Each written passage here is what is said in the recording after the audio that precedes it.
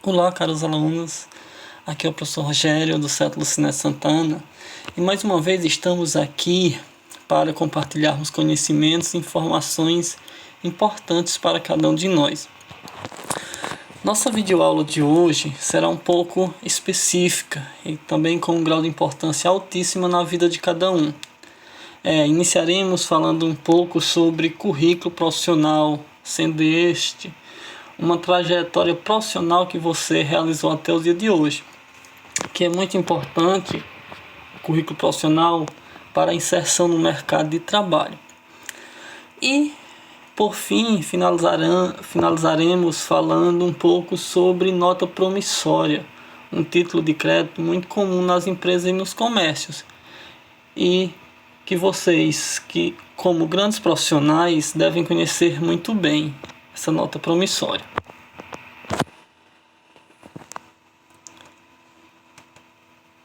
Bom, o que é um currículo profissional? Bom, o conceito aí afirma que o currículo deve ser entendido como se fosse um resumo da sua trajetória profissional, indicando o quanto você se esforçou para chegar até o ponto que está hoje, qual caminho você trilhou e aonde você quer chegar. Bom, o que podemos entender como currículo é que ele deve ser um resumo da sua trajetória profissional, indicando quanto você se esforçou para chegar até aqui, até onde você gostaria de chegar.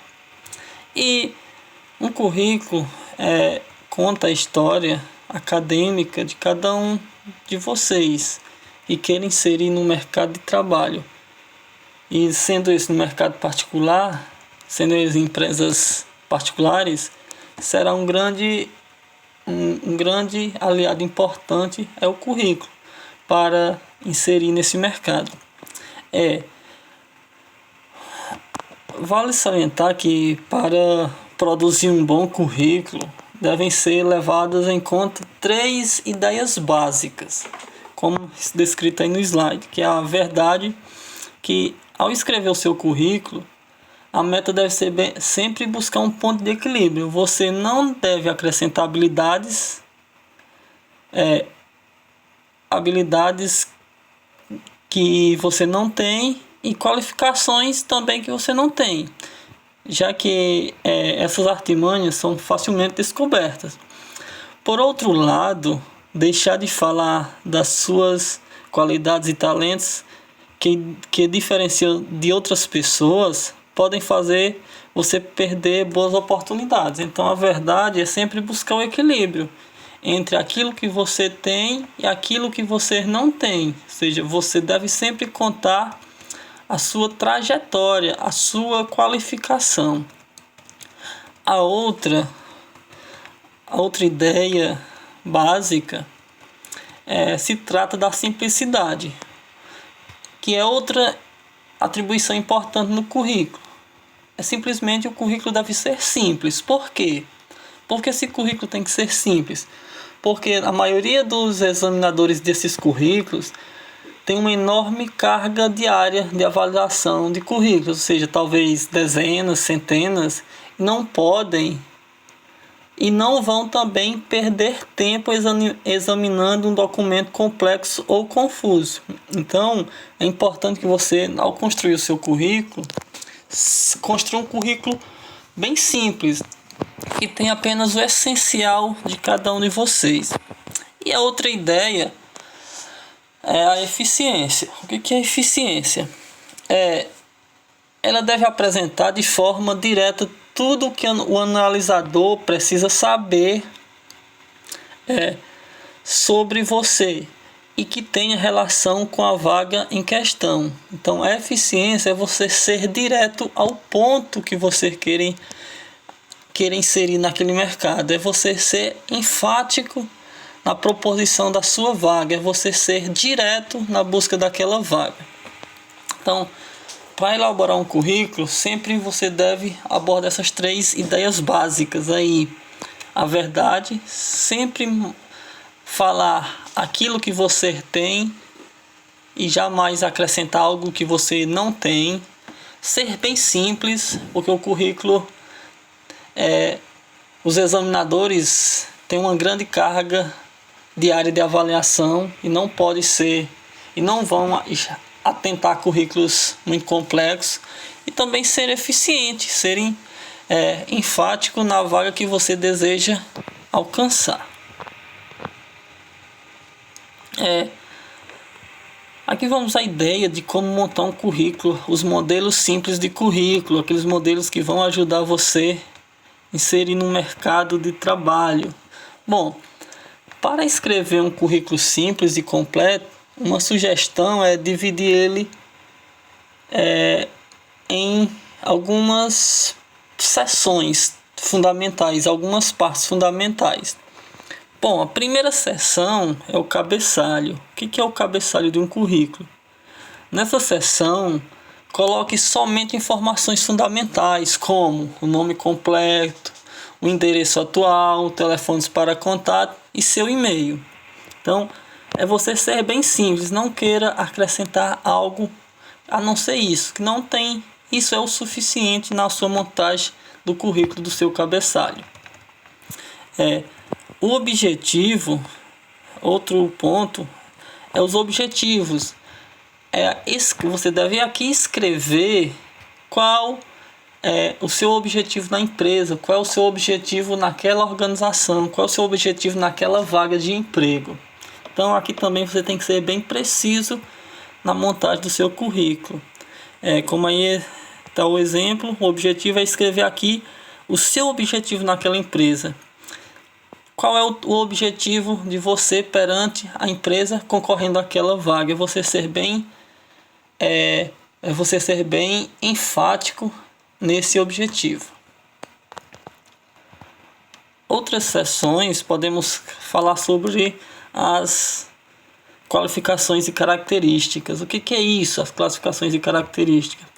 Você vai aqui escrever um pouco sobre você, sobre seus talentos, sobre as suas principais características, seja elas profissionais ou elas como as características pessoais. Bom, nessas qualificações e características, vocês, como boas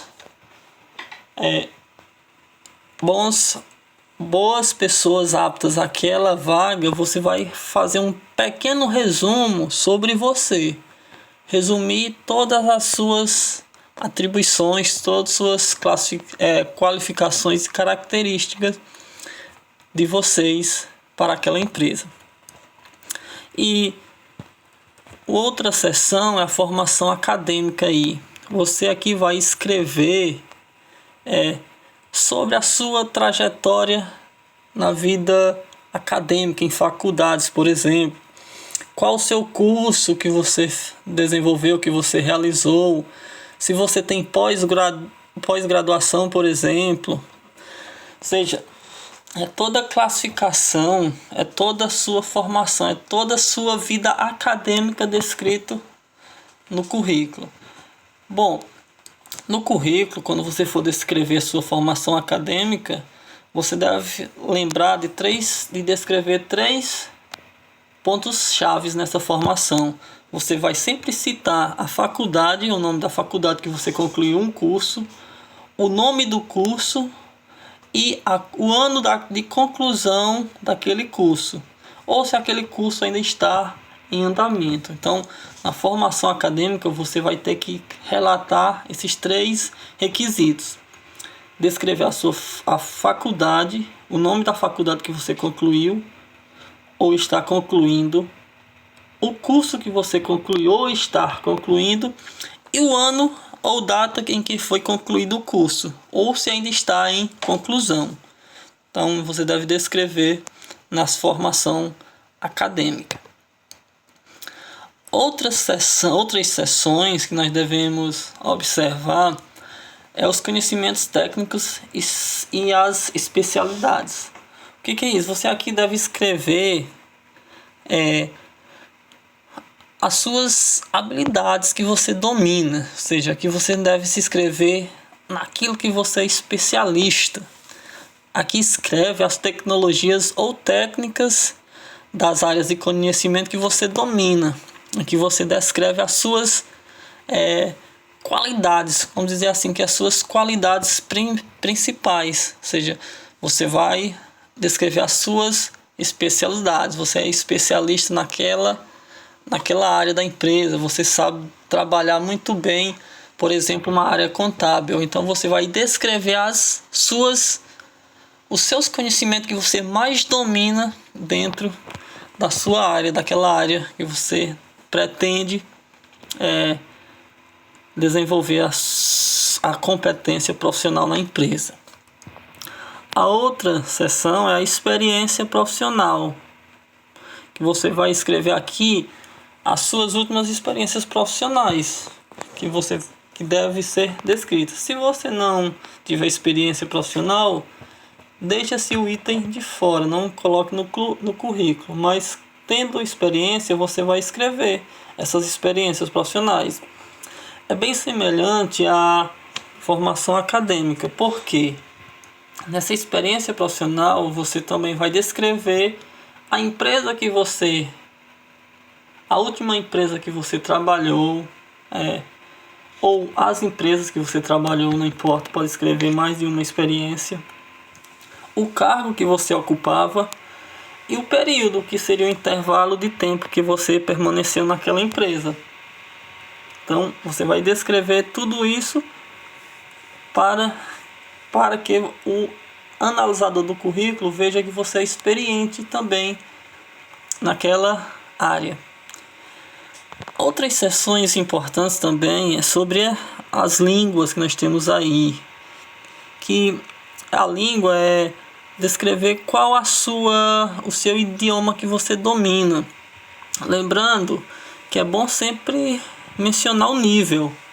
Se você é fluente, se você é apenas tem um conhecimento básico ou intermediário. Então a língua, essas línguas é o idioma que você domina muito bem.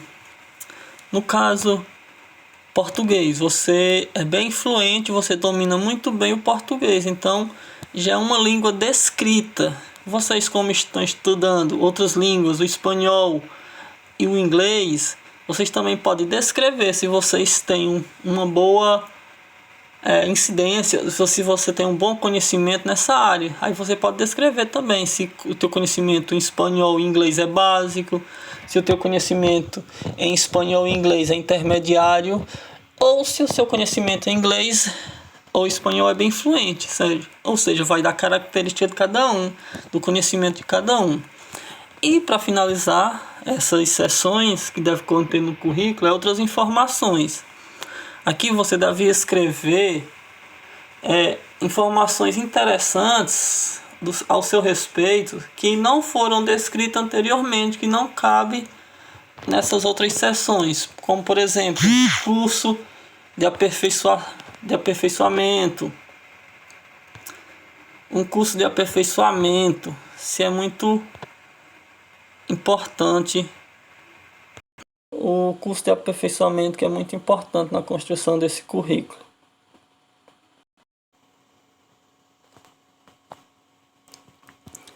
Bom, tá aí como vai ficar o teu currículo. Como é que ficaria o currículo de maneira descrita quando vocês fizessem isso? A primeira seção, o nome, seria o cabeçalho. A segunda seção, os objetivos.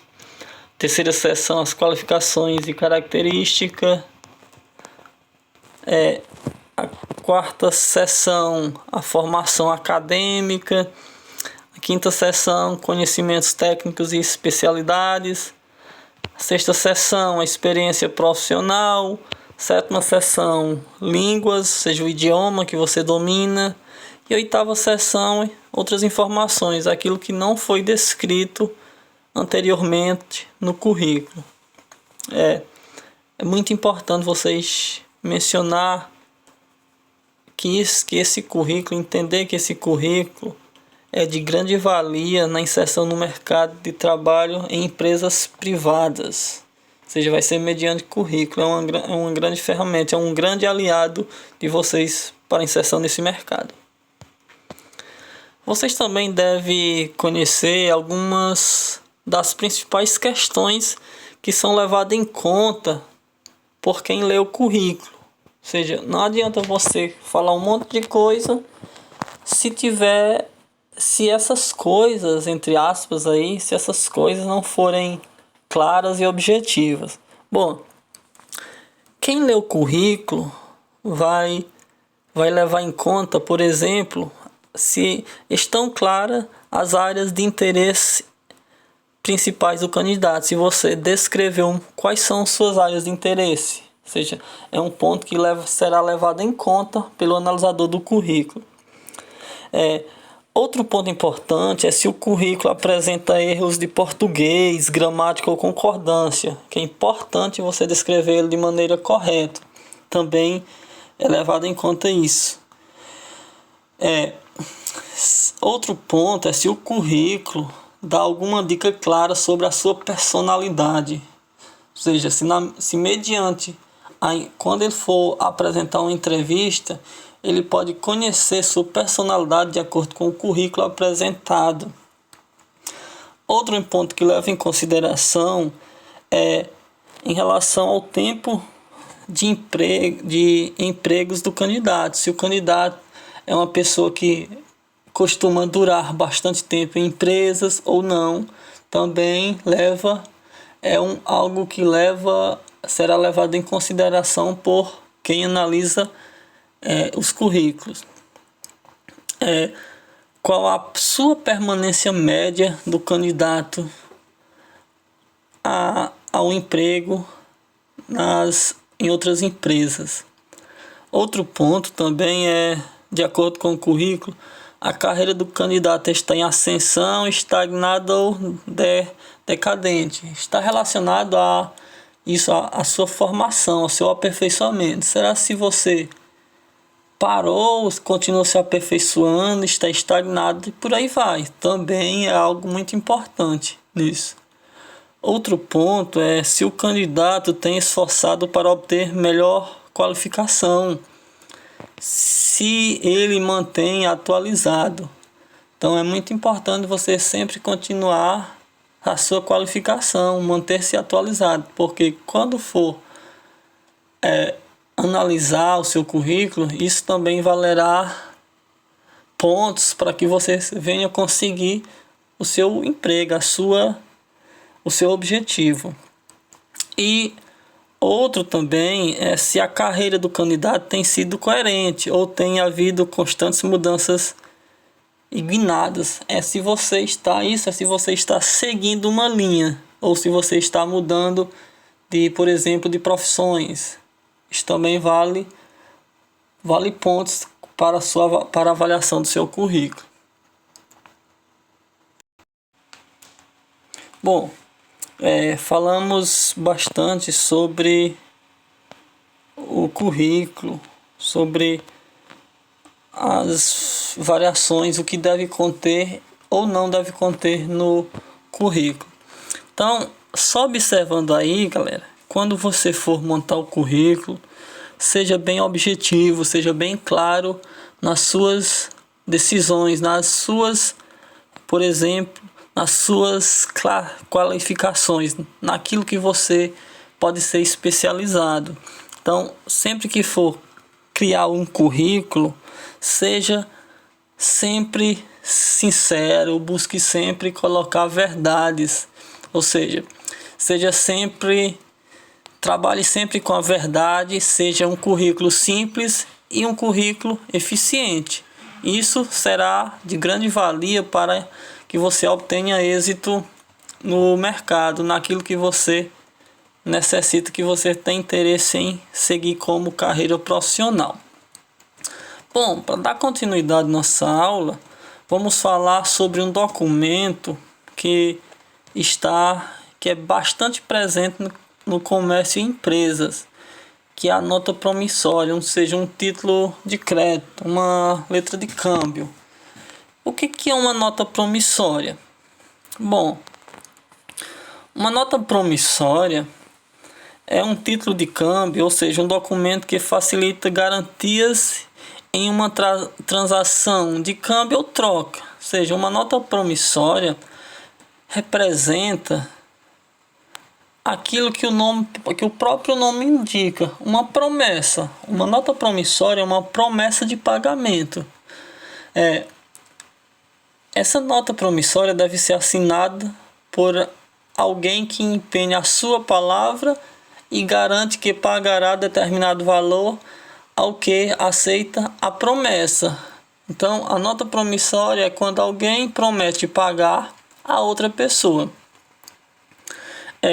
Aí nós temos um exemplo. O senhor José de Alencar pede R$ 1.000 emprestado ao seu amigo Machado de Assis e promete que devolverá o valor dentro de um período de 30 dias. Para garantir o pagamento do empréstimo, Alencar emite uma nota promissória, representando uma promessa assinada de que ele irá reembolsar o valor ao seu amigo Machado, dentro do período estabelecido.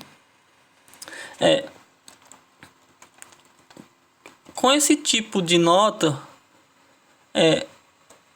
podemos observar que possui um valor legal, sendo inclusive normatizada por leis. Caso José de Alencar não pague o valor prometido ao Machado de Assis, o amigo pode recorrer à justiça para receber o valor de volta emprestado e reequilibrar suas finanças. Então, ela sempre vai ter um valor legal, desde que seja cumpridos seus requisitos básicos, por exemplo, de preenchimento da nota promissória.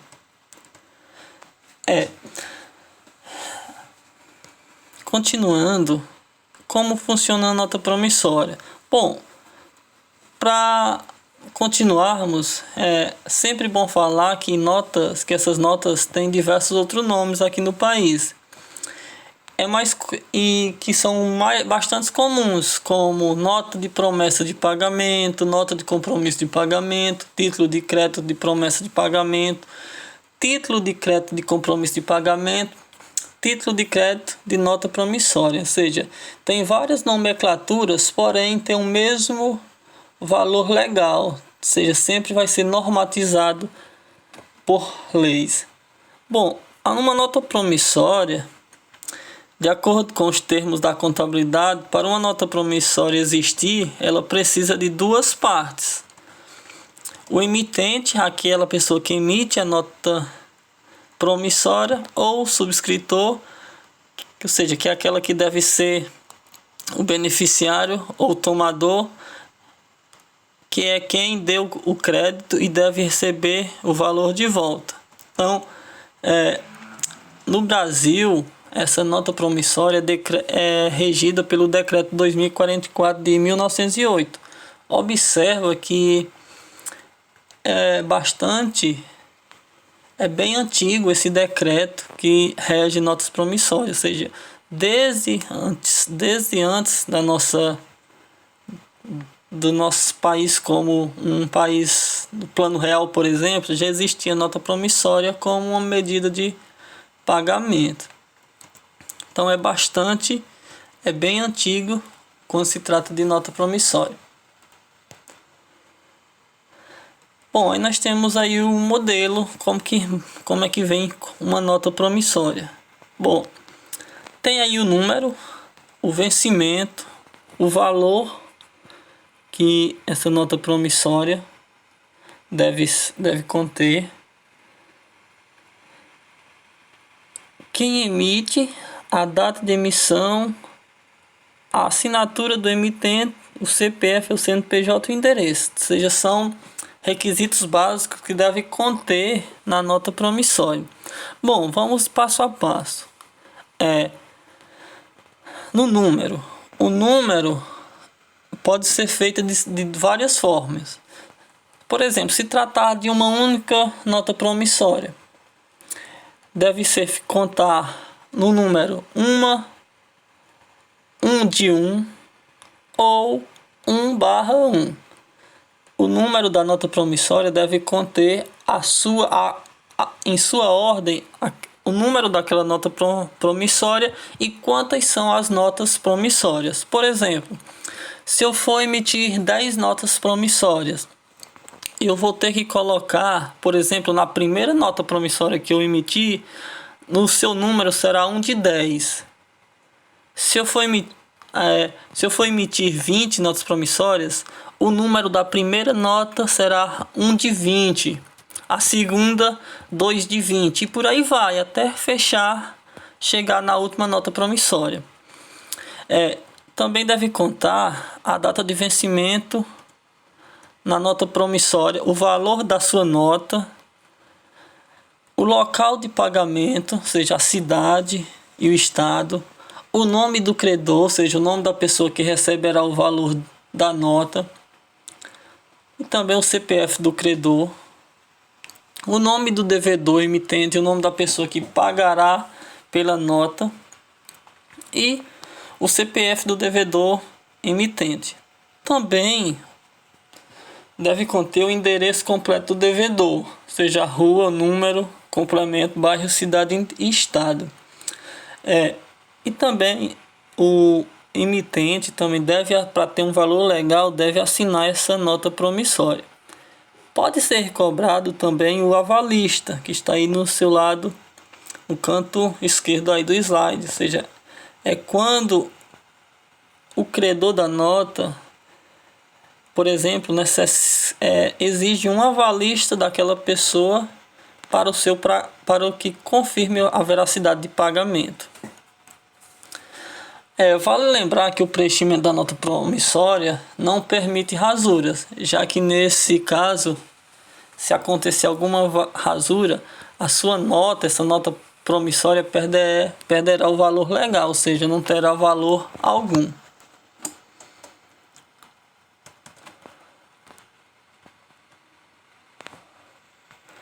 Aí nós temos aí como preencher a nota promissória. Como eu citei anteriormente, o número da nota, que pode ser feito das seguintes formas. Se tratarem de 10 notas, por exemplo, pode ser escrito 1 de 10, 2 de 10, 3 de 10, até chegar na última nota 10 de 10. Ou então também pode ser escrito 1/10, 02/10, 03/10, até chegar na última nota, que no caso seria 10/10. Vale ressaltar aí também que a inclusão da numeração é obrigatória, mesmo se for apenas uma nota. Ou seja, deve colocar, por exemplo, se for apenas uma nota, será 1 de 1 ou 1/1. Também deve conter o vencimento, o valor da nota, o local de pagamento, o nome do credor, o CPF do credor, o nome do devedor e o CPF, o endereço do credor, o endereço do devedor, da pessoa que deve devolver o valor da nota. Observe aqui, galera. Surgiu aqui uma dúvida. Será se na maioria dos títulos de crédito a nota promissória pode ser firmada também como uma ordem de pagamento? Por exemplo, eu como credor, eu posso repassar essa nota promissória para outra pessoa com uma forma de pagamento? Tá aí uma questão que deve ser trabalhada em relação a isso. Bom, assim como na maioria dos títulos, a nota promissória pode ser firmada à ordem. O que seria isso? Com a permissão de que ela seja transferida para outra pessoa mediante uma simples assinatura no verso. Ou seja, essa assinatura se chamaria de endosso. Então a nota promissória pode ser repassada através do endosso para outra pessoa mediante um pagamento, mediante a transferência de pessoas para pessoas. Vale ressaltar também que o oposto é válido, que o oposto da nota promissória é válido. É possível que o emitente da nota não queira que ela seja transferida para mais alguém. Neste caso, vale incluir na nota promissória uma cláusula chamada de não à ordem, ou seja, que não à ordem impedirá que o documento seja transferido em outras negociações, a não ser em casos específicos da cessão de crédito. Então, a nota promissória pode ser trabalhado, também pode ser firmado quanto à ordem, quando acontece o endosso, e também ela também pode ser firmada também quanto a não à ordem, ou seja, quando o emitente da nota não aceita que aquela nota seja transferida como uma possível concessão, como uma possível transferência para outra pessoa. Vamos observar aí alguns pontos importantes, como nós citamos, como foi citado anteriormente, sobre onde fica cada pontinho. Aí, olha aí onde está 001, ou seja, o número da nota promissória, onde é que fica, a data de vencimento. Por exemplo, aí a nota promissória tá aí 01. No caso, teria que ser preenchida como 01001 de 001, se fosse somente uma nota. Vencimento 2 de fevereiro de 2016. Tá aí também o valor da nota promissória.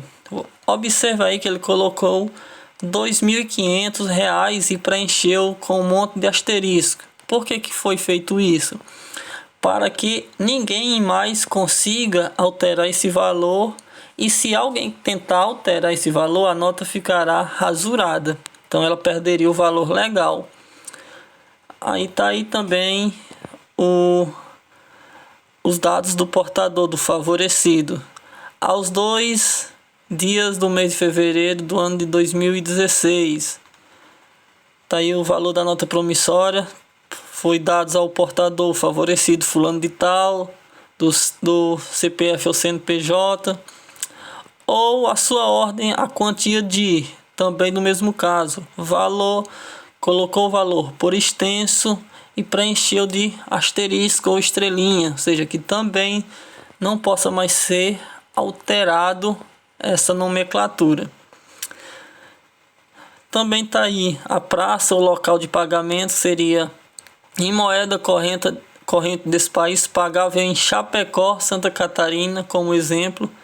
Aí está o emitente, ciclano de tal, a data de emissão, 2/12/2015, o CPF CNPJ do emitente, o endereço e a assinatura do emitente, ou seja, tem tudo aí, todos esses pontos que devem ser preenchidos pelo credor da nota promissória. E também, caso necessite, pode ser preenchido o avalista aí no canto esquerdo do seu slide, do seu vídeo aí. Bom, galera, era isso. Foi bem rápido, bem básico o nosso conteúdo. Observa que são mecanismos muito importantes que devem ser conhecidos por cada um de vocês. Então, cada um deve buscar essas ferramentas, entender essas ferramentas que engrandeçam ainda mais a vida acadêmica de cada um. Ou seja, entender currículo é importante, pois imagine aí a situação de que você mesmo vai montar o seu currículo e colocar para uma empresa. Então você deve saber os mecanismos importantes para a criação desse currículo. E quando você estiver inserido no mercado ou não necessariamente você precisa estar inserido no mercado de trabalho para emitir uma nota promissória. Você também tem que saber os mecanismos básicos mais importantes para o preenchimento dessa nota, para que essa nota não perca o seu valor legal. Ou seja, que ela sempre tenha um valor legal mediante a lei. Então, obrigado a todos pela atenção.